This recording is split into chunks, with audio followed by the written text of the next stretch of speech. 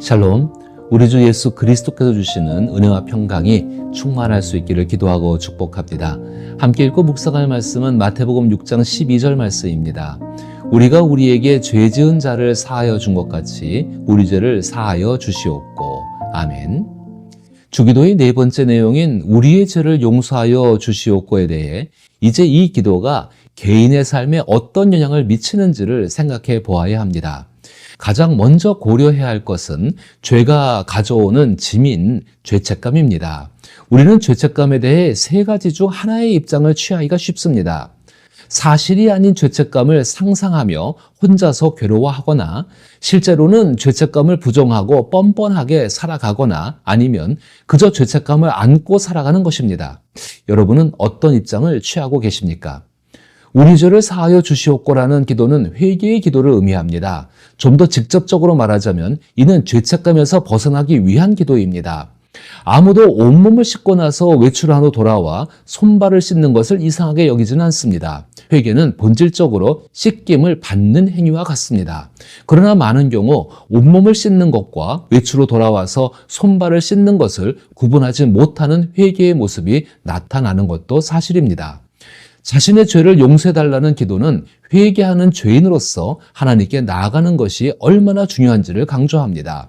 하나님 앞에서 자신의 죄가 용서받고 마음속의 죄책감이 씻겨 나가기를 바라는 경건하고 겸손한 태도는 우리의 삶에 큰 도움이 됩니다. 그러나 진정한 죄의 용서받음에 대한 마음가짐이 없는 채로 자신의 죄를 용서해달라는 영적 상태가 우리를 지배하게 되면 우리는 영원히 탕자의 신세로 남아 아버지와 마주해야 하고 과거를 잊도록 아버지를 설득해야 하는 상황에 처할 위험이 있습니다. 이러한 모습은 하나님께서 주시는 진정한 죄의 용서와는 거리가 먼 모조품에 불과합니다. 진정한 죄의 용서와는 거리가 먼 잘못된 생각을 가지고 있으면은 죄와 죄책감에 대해서 이야기할 때에 끔찍하게 그의 이야기를 싫어하거나 혹은 그로 인해서 자신을 지나치게 비참하게 여기는 경향이 있습니다. 이러한 경향은 죄 문제에 대해 과도하게 신경을 쓰게 하는 나머지 성령이 주시는 기쁨의 삶과는 전혀 상관이 없다라는 극단적인 사고로 이어질 수 있습니다. 따라서 성령이 주시는 기쁨의 삶이 중요하지 죄의 문제는 전혀 중요하지 않다라고 이미 다 용서받았다라고 자기 나름대로의 생각을 가질 수가 있다는 것입니다. 그러나 주기도는 우리가 사랑받는 하나님의 자녀로서 하나님 앞에 나아가고 아버지의 식탁에서 잔치를 즐길 준비가 되어 있음을 기억하게 합니다.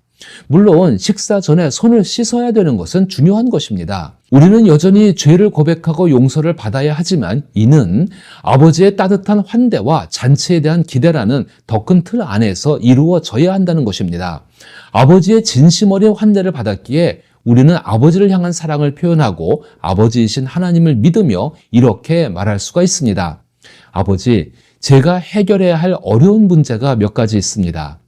그때 하나님께서는 부드럽게 대답하실 것입니다. 그래 있지. 당연히 해결해야 할 것이 있지 않겠니? 그 문제를 꺼내놓고 나와 함께 해결해 보자꾸나. 내가 도와줄게. 자신의 죄를 용서해달라는 회개의 기도는 자기 스스로 하나님과 대화할 수 있는 자격을 얻기 위한 것이 아닙니다. 오히려 이는 죄책감으로 인해 아버지 하나님에 대한 자신의 불균형한 태도를 바로잡고 균형을 회복하기 위한 것입니다. 이러한 균형이 우리에게 이루는 바를 우리는 주목해야 합니다. 앞서 말씀드린 바와 같이 우리가 느끼는 죄책감은 사실이 아닌 죄책감을 상상하며 혼자서 괴로워하거나 실제로는 죄책감을 부정하고 뻔뻔하게 살아가거나 혹은 그저 죄책감을 안고 살아가는 경우가 많습니다. 하지만 이 세 가지 방식 모두 궁극적으로는 자신에게 아무런 도움도 되지 않습니다. 이들은 각각 우울감이나 분노를 유발할 뿐만 아니라 다양한 영적 및 심리적 문제를 초래할 수 있습니다. 물론 이러한 문제들은 다른 원인으로 인해 발생할 수도 있습니다. 그러나 주기도는 우리가 회개함으로써 죄의 용서를 받고 하나님과의 관계를 회복한다는 본질적인 메시지를 전달하며 우리로 하여금 진정한 본질에 집중할 수 있도록 도와줍니다. 주기도가 담고 있는 진리는 통합적입니다. 간단히 말하자면 우리가 회개를 통해 하나님과 함께할 자격을 얻었다고 하더라도 실제로 하나님과 함께할 수는 없습니다. 이는 우리가 예수님처럼 우리의 삶을 통해 하나님 나라를 이루고 하나님의 이름이 이 땅에서 거룩해지기에 충분하지 않기 때문입니다. 그러나 주기도는 우리의 시각을 맑게 하여서 우리의 죄책 중 어떤 부분이 단순한 상상인지, 어떤 부분이 진짜인지, 그리고 진짜인 부분을 어떻게 다뤄야 하는지를 분별할 수 있게 도와줍니다. 그리고 일단 죄책과 마주하게 되면 우리는 그 죄책을 충분히 다룰 수 있는 능력을 갖게 됩니다. 죄책을 솔직하고 정직하게 고백하여 예수님의 삶과 죽음을 통해 보여주신 하나님의 용서의 사랑을 다시금 깨닫고 바라보는 것으로 충분함을 알고 믿을 수 있다는 것입니다. 이것은 상상으로 질병을 앓고 있는 사람이 의사를 찾아가는 것이 헛수고이라는 것을 생각하면 쉽게 이해될 것입니다. 그러나 실제로 문제가 있다면 의사에게 자신을 맡기는 것이 최선의 선택입니다. 특히 다른 사람으로 인해 상처를 입었다면 의사에게 치료받는 것이 좋습니다. 누구나 다른 사람의 말이나 행동으로 인해 신체적으로든 정서적으로든 시퍼렇게 멍든 자리가 있기 마련입니다. 우리는 얼마든지 살아가면서 이런 상처를 받을 수도 있습니다. 이러한 상처는 종종 우연히 발생합니다. 사람들은 우리를 해치려는 의도가 없더라도 그들의 행동이나 말이 여전히 우리에게 아픔을 주고 우리의 기억 속에 계속해서 되살아나기도 합니다. 이럴 때 우리가 해야 할 일은 오직 하나입니다. 하나님 앞에 솔직하게 우리의 마음을 털어놓는 것입니다. 그것이 예수를 통해서 상처받은 자신을 하나님께 맡기는 것입니다. 무엇보다 예수님은 사람의 말과 행동으로 인해 많은 상처를 받으셨고 지금도 여전히 상처를 받고 계십니다. 예수님은 상처받은 이들을 치유하시고 오랜 시간이 걸리는 용서의 과정을 도와주시는 분이기에 예수님이라면 우리의 아픈 마음도 완전히 치유하실 수 있습니다. 물론 죄책에서 벗어나는 것은 결코 쉬운 일이 아닙니다. 이러한 과정을 진지하게 시작해 본 경험이 있다면 시간이 걸리고 도움이 필요하다는 것을 잘 알고 계실 것입니다. 그리스도인들은 이러한 도움을 제공해야 하며 교회는 그 역할을 충실히 수행해 나가야 합니다. 그러나 가장 큰 도움은 주기도입니다. 주기도를 통해 정직하고 주의 깊게 기도하는 것이 중요하다는 것입니다. 우리는 예수님을 따르는 사람들입니다. 그러므로 사방에서 밀려오는 더럽고 세균이 가득한 공기 대신 영적 폐에 필요한 진정한 하나님의 용서를 맑고 깨끗한 공기로 삼아 매일 호흡하는 것은 우리의 특권입니다.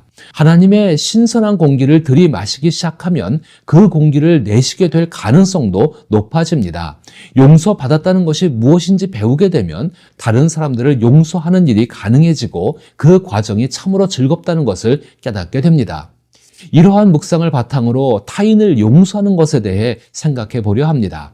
우리는 우리가 우리에게 죄 지은 일을 용서한 것처럼 하나님께서도 우리의 죄를 용서해 주시기를 기도합니다. 이는 하나님과의 관계 그리고 타인과의 관계를 모두 아우르는 기도입니다. 앞서 말씀드린 것처럼 이 기도는 우리의 가장 소중한 자유의지를 하나님께서 사용하실 수 있도록 허락하는 의미를 지니고 있습니다. 그러나 다른 사람의 죄를 용서하는 문제는 오랜 시간 동안 쉽게 해결되지 않을 수 있으며 이로 인해 우리는 치열한 영적 싸움을 겪기도 합니다. 이러한 갈등 속에서 살아온 종교개혁자 루터는 매일 기도하며 하나님의 용서를 간구하라고 목소리를 높였습니다. 누구든지 스스로를 의롭다고 여기고 타인을 경시하는 사람이라면 예수님의 우리가 우리에게 죄 지은 자를 사하여 준 것 같이 우리 죄를 사하여 주시옵소서라는 기도를 앞에 두고 자신을 돌아보아야 한다. 우리는 남보다 나을 것이 없으며 누구나 하나님의 임재 앞에서 머리를 숙일 수밖에 없음을 깨달아야 한다. 하나님 앞에 겸손이라는 낮은 문을 지나서야지만이 용서의 기쁨으로 들어갈 수 있다.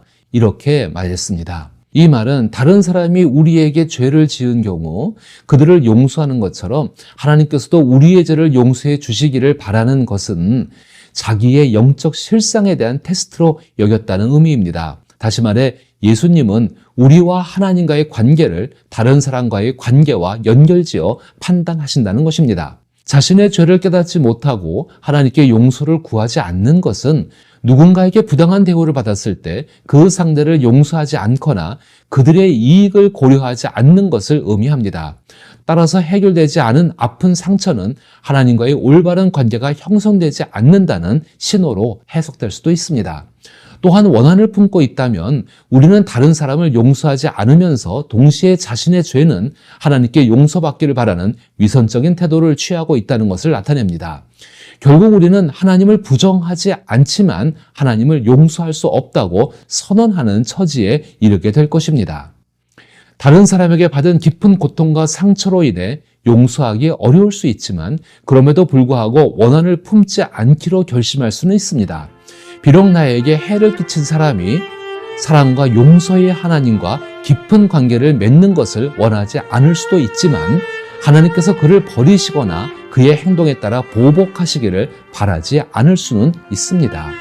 우리가 그렇게 마음을 먹는다면 예수님과 함께한 장치, 즉 놀랍고 극적으로 용서받는 행복한 순간을 떠올릴 수 있고 이미 당신을 맞으러 달려나오신 아버지의 품에 안길 수 있는 것입니다.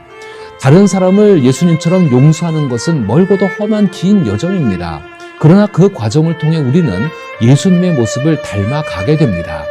이제 주기도에서 우리가 우리에게 죄 지은 자를 사하여 준 것 같이 우리 죄를 사하여 주옵소서를 가지고 기도하며 실천함으로써 매일 하나님께 받은 죄의 용서로 말미암아 하나님 나라의 기쁨을 누릴 수 있기를 축복합니다.